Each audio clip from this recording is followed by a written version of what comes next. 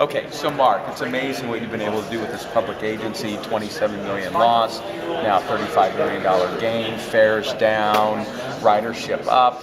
You mentioned kind of four pillars. Two of them really caught my attention. Talk a little bit about, first of all, this I think versus I know. You know, it's so easy as an organization where you have that attitude of I think, where the I think in the room is always going to be the person with the biggest title.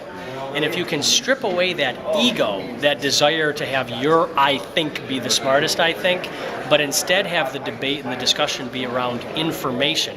We have ferocious debates today, and they're probably better because they're focused on data and information rather than I think, where you're fighting about each other's, who's the smarter person in the room. And you recommended just get rid of that phrase, I think. We spent an entire year where you were prohibited from saying I think. And I can't tell you how powerful that is to remove that lexicon and have to talk about what it is that you know.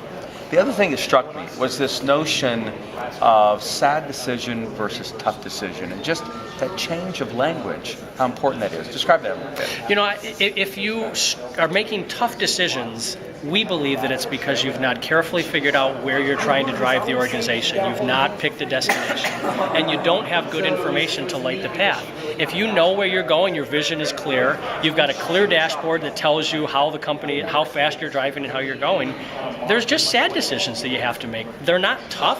Tough is when you don't know where you're going and you don't have good information. That's tough. If you know where you're going and you got good data, make the sad decisions to be successful. And I love you label it that way. You can mourn it. You give almost people permission to do that, but then you can move on.